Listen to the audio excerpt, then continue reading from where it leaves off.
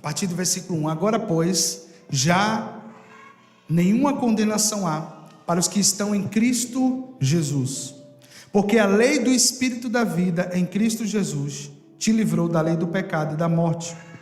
Porquanto que fora impossível a lei no que estava enferma pela carne, isso fez Deus enviando seu próprio Filho em semelhança de carne pecaminosa, no tocante ao pecado, e com efeito condenou Deus na carne o pecado, a fim de que o preceito da lei se cumprisse em nós, que não andamos segundo a carne, mas segundo o Espírito. Porque os que se inclinam para a carne cogitam das coisas da carne, mas os que se inclinam para o Espírito, das coisas do Espírito. Porque o pendor da carne dá para a morte, mas do Espírito para a vida e paz. Senhor, obrigado por tua palavra. Acrescenta a tua bênção sobre nós. Fala profundamente ao nosso coração nessa noite através da tua palavra. Convém que o Senhor cresça, que eu diminua e que nesta noite possamos ser tocados pela tua presença. Que nada venha roubar, Senhor da glória, a tua palavra neste lugar. Que nada, Pai, venha conseguir roubar as sementes de vida que o Senhor libera através da tua palavra para nós. Ó Senhor, fala ao nosso coração. Abre os olhos do nosso entendimento nessa noite, Pai, no nome de Jesus. Tem misericórdia da nossa vida. Tem misericórdia da nossa casa. Obrigado, Senhor, porque o Senhor cuida de nós nos mínimos detalhes. E por isso, Senhor, nós estamos alegres, porque o teu amor não falha. Em nome do Senhor Jesus Cristo. Amém. Amém, irmãos. Queridos, nós estamos numa série de mensagens falando sobre maturidade. E eu acredito que um desejo de Deus muito grande é que alcancemos a maturidade, que deixemos as coisas de menino. Semana passada eu falei para nós sobre a questão de crianças, de não sermos mais como crianças. E hoje eu quero trazer sobre um pouco dessa visão de não sermos mais como meninos, porque o menino na palavra é relatado como uma criança imatura.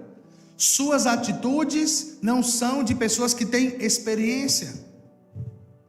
Por exemplo, você diz para Letícia, que é uma criancinha, não mexa aí, o que ela faz? Ela mexe. Por quê? Ela não tem discernimento. Ela ainda não sabe o que é certo e o que é errado. Mas os nossos filhos, que quando alcançam um pouco de conhecimento, que aí eles sabem o que é certo e o que é errado, e nós dizemos não faça, e ele faz, é porque ele não alcançou a maturidade. Porque essa criança ainda não tem experiência, e através das suas experiências ruins, elas começam a saber o que é certo e o que é errado. Eu quero água, gente, morrendo de sede. Tá ali. Queria água, cafezinho, se tiver. Leni, o café, amor.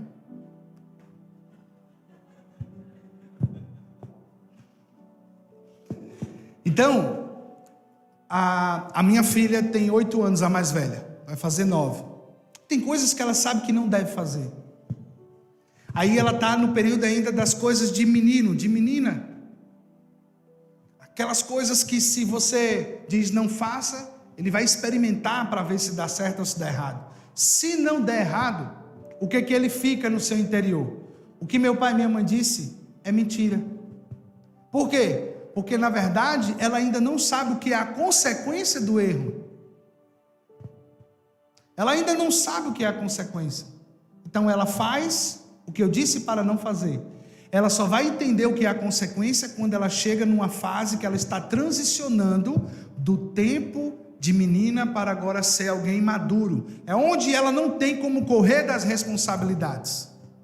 Mateus estava contando uma coisa interessante. Essa é a primeira semana que eles chegaram no quartel. Aí eles estão com a turma muito boa lá, os fuzileiros navais. Pronto. Os fuzileiros navais, os caras já experientes, são casca grossa, e botaram pressão neles. Para você ter ideia, 4 voltaram para Fortaleza e tinha uns reservas lá. E vieram 4. Dos 4, voltaram 2. Eles passaram 2 minutos aqui e foram embora. Tocaram o sino, porque não aguentaram a pressão. Porque eles ainda não sabem. Eles estão saindo ainda das coisas de menino, mesmo a maioria tendo 18, 19 anos. Eles agora vão se encontrar o que é uma realidade, estar fora de casa. Obrigado, meu filho. Numa pressão dessa, né?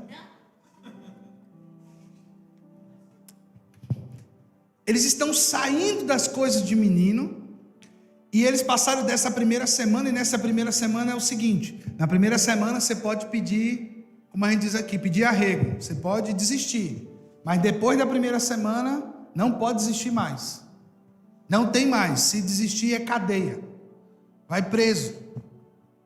Então agora eles começam a sentir o peso da responsabilidade. Ele pode daqui um dia dizer: meu Deus, onde foi que eu fui me meter?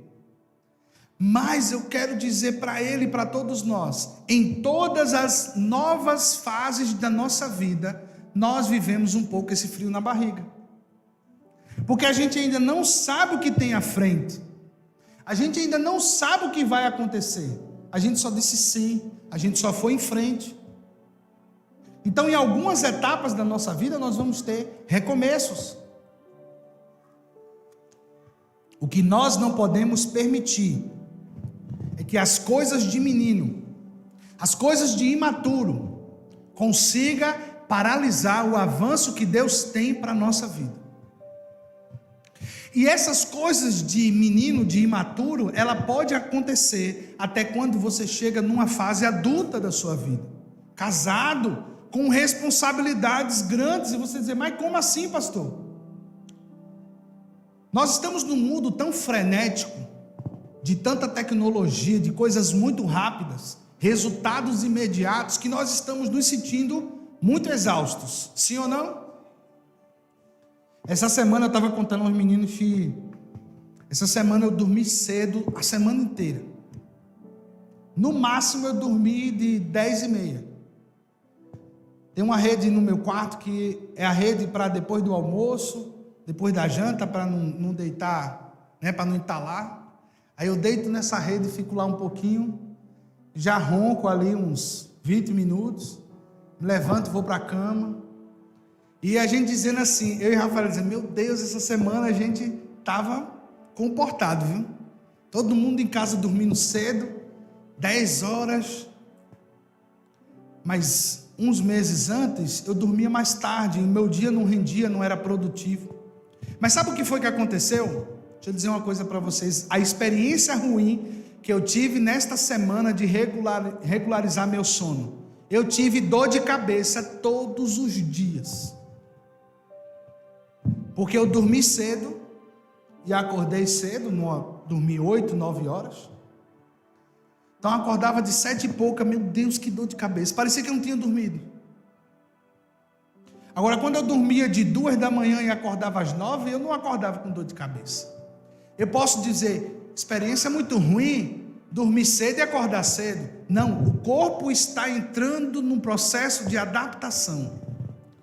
E para terminar de quebrar, voltei para a academia. Então, uma pessoa disse assim para mim: ah, você está com muita disposição. Eu disse: não, estou com disposição não. Eu estou com necessidade. Estou com mais de 125 quilos. Então, se eu não for para a academia e não regularizar a alimentação, eu vou ficar doente. Então não fui na força do ódio, eu fui na força da necessidade mesmo. Aí eu vou, passo 40 minutos lá, nem termino a série toda, porque é uma rave, né? 1h30 de academia. Aí vem gente, demora, fica conversando e paquerando. E aí eu faço logo o que eu tenho que fazer. Quando o corpo não aguenta mais, porque eu passei um dia inteiro de trabalho, eu digo: olha, vou para casa que eu não vou emagrecer por mais 30 minutos, já fiz, meu corpo já entrou em atividade, volto para casa e durmo que nem um bebê. Só que eu tive experiências ruins, dor de cabeça a semana toda. Por quê? Porque o corpo, ele está saindo de um processo que eu estava acostumado no meu sedentarismo, coisas que eu fazia de madrugada, e agora eu tenho que fazer dentro de outro horário. Então o que é que eu estou querendo dizer? É que quando nós deixamos as coisas de menino, de pessoas imaturas, e agora assumimos novas responsabilidades, nós vamos enfrentar alguns gigantes no meio do caminho.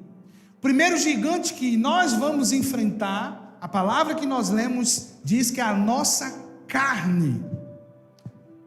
Nas escrituras sagradas, o que determina sobre carne é as nossas emoções, o velho homem, a velha mulher de ser. Aquilo que você seguia na sua própria vontade, porque agora como você vai viver dentro da vontade de Deus, você não vai mais fazer o que você queria fazer. Você agora vai descobrir o que Deus deseja que você faça.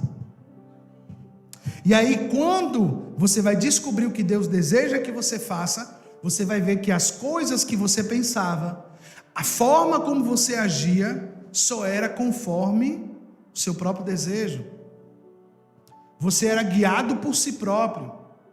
E agora, guiado pelo Espírito Santo de Deus, você vai enfrentar batalhas que você nem imagina que você poderia enfrentar. Porque quando você olhava e dizia assim, eu não tenho estrutura emocional, eu não tenho estrutura física, eu não tenho estrutura psíquica para enfrentar isso. Mas é interessante, quando você vai na força do Senhor, você está no meio de uma tempestade grande, de um vendaval, e você diz, meu Deus, como é que eu estou suportando isso? É a graça de Deus que levanta você, que supre você do que você necessita. Às vezes você está diante das situações da vida. Eu tenho 34 anos, tenho um cara de 40, eu sei. Até cortei o cabelo, fico mais um pouquinho novinho, não é não, irmão Simão? Fico mais limpinho. O irmão Asimai, com 70 e com cara de 50.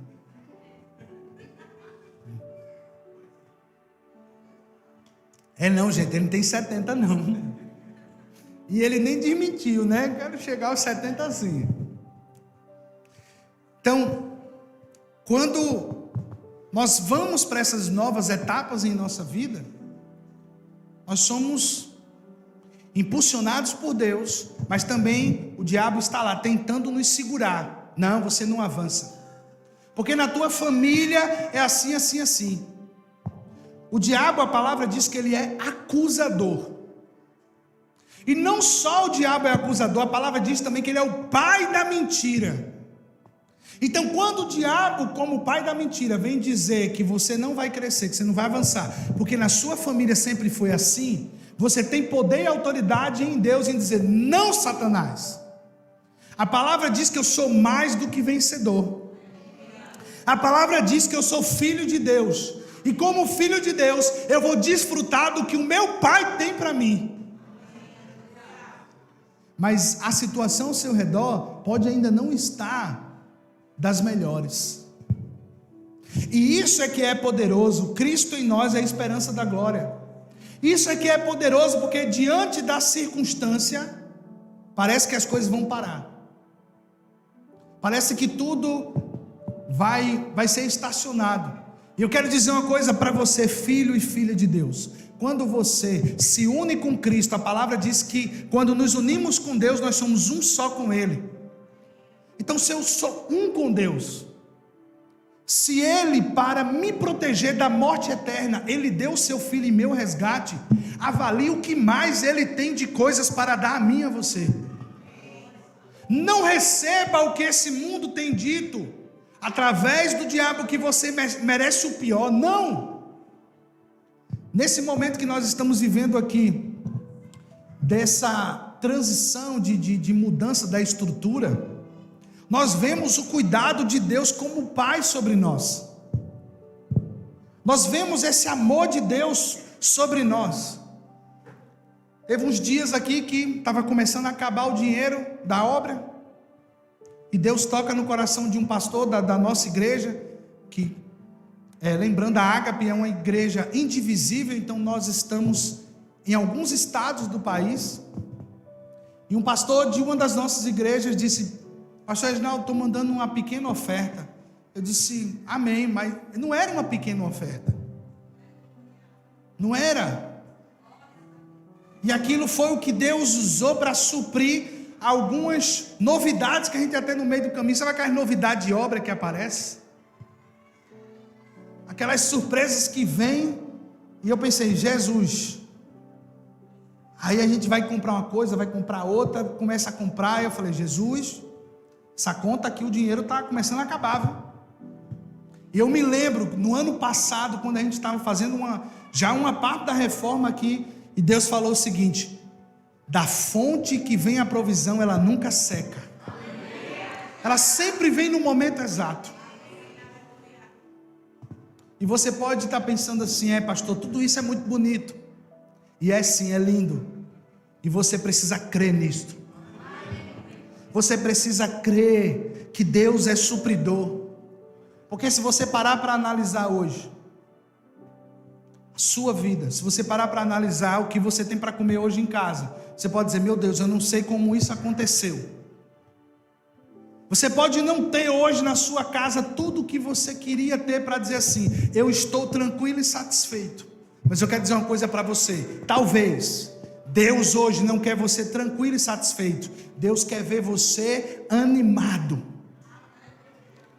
Porque pessoas quando estão tranquilas e satisfeitas, geralmente elas estacionam, elas ficam engessadas, elas não se movem, porque elas não sabem viver na abundância, porque quem vive na abundância de Deus, ele não para, quem vive na abundância de Deus, ele vai se conectando com o que Deus tem para fazer, porque o que Deus coloca na nossa vida, ele tem que fluir para outras pessoas, ele precisa abençoar outras vidas, porque queridos, nessa semana morreu uma pessoa ilustre do nosso país, o Jô Soares. Me lembro da minha adolescência, quando eu queria deixar as coisas de menino, e eu conheci alguns outros jovens, mais antenados, e a música boa para se ouvir era em Jô Soares. O programa dele levava músicos muito bons, naquela época que eu estava estudando música. Eu assistia aquela Vida Inteligente na madrugada, ficava assistindo até tarde. Um homem milionário, tem uma grande acervo, ele morava em 2 andares, morava num condomínio, onde era de 1 por andar, e ele tinha 2 andares só dele. Um para ele morar e o outro para o ateliê e o grande escritório que ele tinha. Só que ele terminou a vida sozinho com os empregados. Ele teve um filho autista que morreu com 50 anos, morreu em 2014. Ele já é separado. Tem gente que gosta de estar só. É bom, também gosto. Às vezes eu digo para minha esposa, vai lá para a casa da tua mãe. Porque a mulher não fala, aí eu tenho 3 em casa. Essa garotinha aí pequena, agora ela grita. Ela acha ruim e já começa, amanhece gritando. Aí eu digo, vamos lá um pouquinho, para eu ficar só. Mas a pior coisa que tem é você terminar seus dias sozinho. E às vezes tem pessoas que vão juntar dinheiro, vão ter muita coisa, vão ter influência. E às vezes o que elas vão ter no final é só dinheiro e alguma coisa. Mas para o final da nossa vida, o que é que nós queremos ter? O que é que nós queremos ser? O que é que nós queremos ouvir falar sobre o que fizemos? E a palavra do Senhor diz que não há condenação para os que estão em Cristo. Então eu preciso começar a querer viver essa nova realidade de vida em Deus. Essa nova realidade de vida. Não há condenação para os que estão em Cristo, ou seja, o diabo ele não pode estar acusando você se você está em Cristo. Ele não consegue acusar aqueles que estão em Cristo, porque os que estão em Cristo estão buscando viver uma vida que agrada a Deus. E você pode dizer, pastor, é muito difícil agradar a Deus. Muda essa linguagem, porque não é sobre ser difícil, é sobre trilhar o caminho da vontade de Deus, tendo o Espírito Santo como auxílio para a sua vida. Nós temos essa oportunidade de ter o Espírito de Deus como nosso auxiliador nesta jornada. Queridos, quantas pessoas não queriam poder viver a experiência que eu e você podemos viver, de você estar mal naquele momento de pressão e você poder ajoelhar, ou você sentar no lugar e orar e dizer: Pai, me ajude, me instrua, fale comigo, me diga o que eu devo fazer. Poder ter essa experiência maravilhosa. Tem pessoas que estão tão perdidas, que para elas a solução é tirar sua própria vida. E a palavra diz que nos últimos dias, os homens iam desmaiar de temor do tempo do fim. A cada momento que você abre na rede social, as notícias são caos. O povo que está agora em Israel, só de ontem para hoje, mais de 300 foguetes se aqueles foguetes passassem, tinha acabado já com Israel. Graças a Deus que Deus ama Israel, porque o povo lá não gosta deles.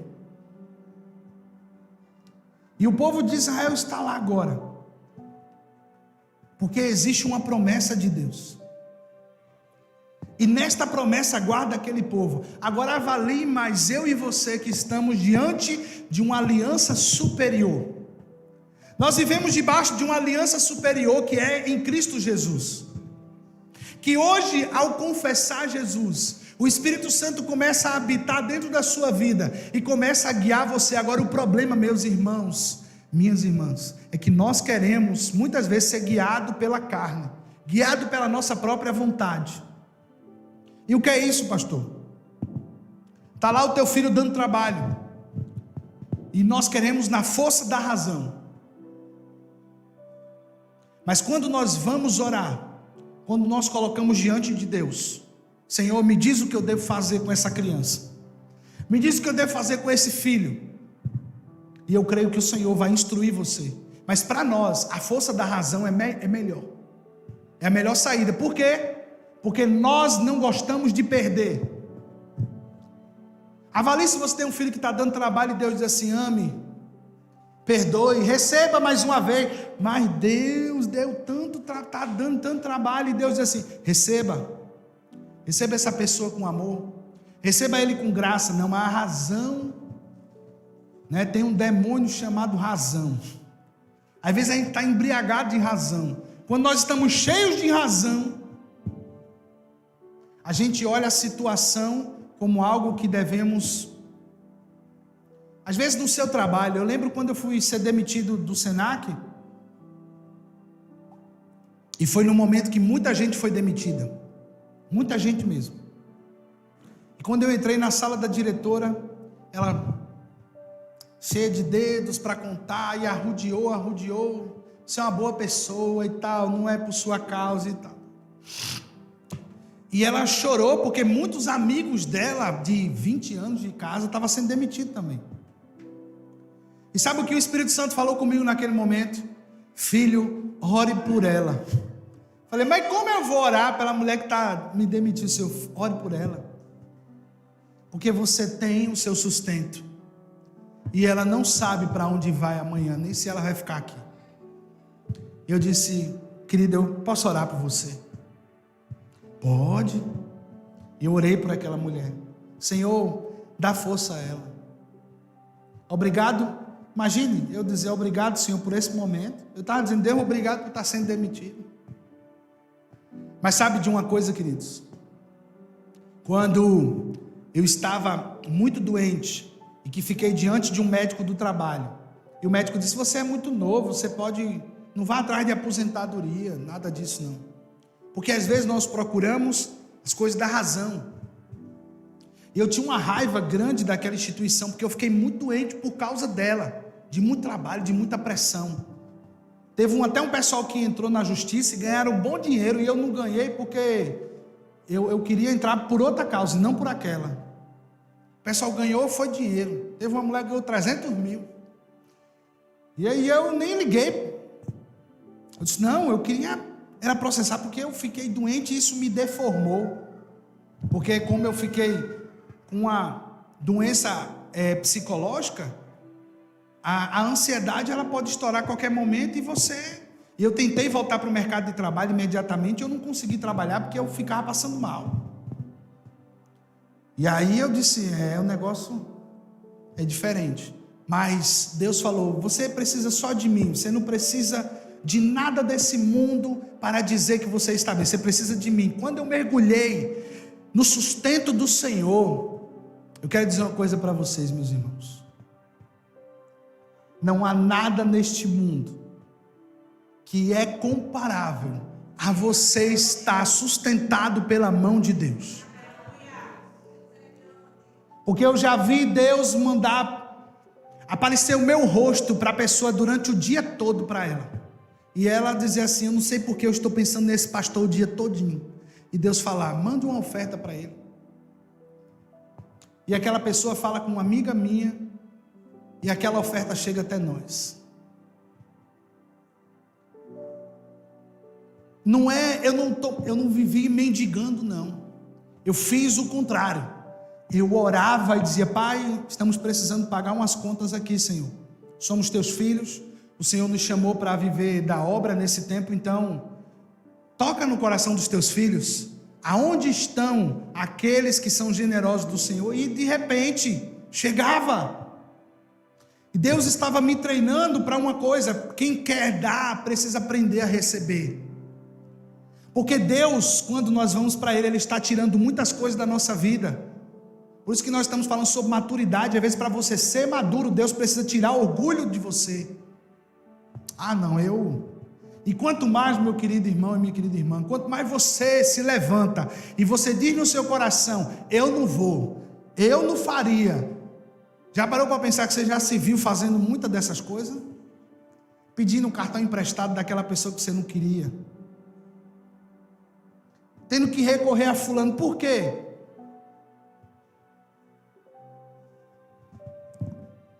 Porque... não. Olha aí, está por aí, filho? Ou lá por cima. Eu usei essa chave lá. Então, às vezes isso acontece.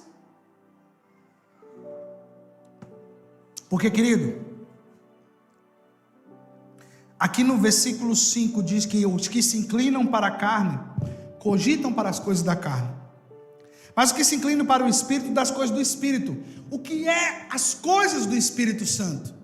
A palavra diz que as coisas do Espírito é convencer o homem do pecado, da justiça e do juízo. Então muitas vezes o que é que Deus vai fazer em mim e você? Ele vai dizer assim, suporte mais, ame um pouco mais, cuide um pouco mais daquele, mas pastor, mas Deus, aquela pessoa me rejeitou, aquela pessoa pisou em mim, e Deus vai dizer assim, suporte um pouco mais. O senhor não sabe como é meu ambiente de trabalho. Eu quero dizer uma coisa para você, se você tem fé, e se você declara, o ambiente muda porque você está ali. Agora você crê nisso. E também, meu irmão, entenda uma coisa, para que as coisas comecem a mudar, não vai ser no passe de mágica não. O evangelho não é passe de mágica, o evangelho é processos. Deus usa você para falar com fulano, para mudar cicrano. Não é uma mágica que vai chegar, aquele vendaval que vem e acontece, que você fica esperando uma mágica. Não, não é isso. Você tira seu orgulho, conversa com aquele outro que é orgulhoso, e Deus vai quebrando uma coisa, vai quebrando outra, e ali vai havendo um diálogo, vai liberando perdão, Deus vai movendo as águas, e as coisas começam a mudar, porque você está lá. Agora, se você aceita tudo, calado, se o diabo começa a acusar, se o diabo começa a minar a tua mente, e você não se posiciona como filho, como filha de Deus, então, meu irmão, ele encontrou uma grande brecha para te pressionar, para te ver no chão. Eu estava numa formatura de uma turma ontem, e uma jovem contando um testemunho, de quando ela descobriu pela aula, quem ela era no Senhor, o que Deus queria fazer na vida dela. Ela tinha um evento para fazer da sua empresa, e nesse evento, ela esperava 150 pessoas, e faltando alguns dias para o evento, tinha 8 inscritos. E ela, meu Deus do céu. E ela disse, olha, Deus, agora que eu descobri quem eu sou no Senhor, eu não aceito isso não. Eu não aceito o que o diabo está fazendo, eu me posiciono, eu sou filha de Deus, e eu creio que eu verei o teu nome glorificado ali. E ela começou a declarar, a orar, se juntou com as sócias que são crentes também, começaram a orar. E ela viveu coisas assim de Deus tremendas. Quais coisas? Ela viveu que Deus parou até a chuva para que no dia do evento não chovesse. O local lotou de pessoas. Tá aqui a chave. Elas estão rodando aí, eu botei a mão e achei de novo. Rafaela, tá aqui.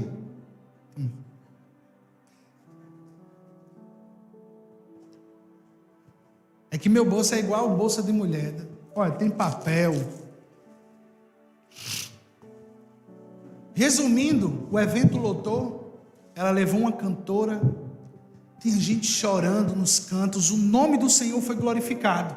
Porque ela não se prostrou e disse, vai dar certo não, porque as coisas não acontecem bem para mim. As coisas não dão certo para mim. Eu acho que eu sou um verme. Não! Posicione-se como filho e filha do Senhor. Comece a declarar, comece a orar e dizer, Pai, eu chamo a existência. O que é que o Senhor tem para mim? O que é que precisa ser mudado na minha vida? Porque às vezes também nós não estamos preparados para viver o que Deus tem para nós. E eu creio, meus irmãos, que nesse processo de estar caminhando em maturidade, nós vamos deixar as coisas da carne e começar a viver as coisas do Espírito. E as coisas do Espírito não estão desconectadas com Deus. O Espírito de Deus é para que eu e você possamos estar conectados com Deus, ouvir a Deus, ler a palavra e compreender a palavra. Não é para você ouvir somente a voz da razão, da sua carne, das más companhias, daquelas pessoas feridas que chegam e te dão o testemunho da sua vida, os problemas da sua vida. Aí você diz, fulano tem muita experiência. Às vezes a experiência que fulano tem em derrota. Você tem que ouvir pessoas que têm experiência em viver a plenitude de filho de Deus.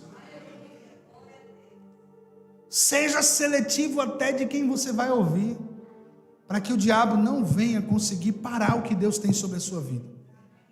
E eu quero dizer para você, minha jovem, que Deus ele vai mudar o ambiente do teu trabalho. No ambiente do teu trabalho, Deus ele vai te dar a vitória que você precisa. Creia nisso. Creia que Deus ele está cuidando de você nos mínimos detalhes. Nesta semana você vai ver o mover de Deus sobre seu trabalho. Deus vai tirar as preocupações. As metas serão alcançadas. Mas o que Deus tem a fazer a você está além disso. É que para você entender que você é filha amada de Deus. Em nome de Jesus.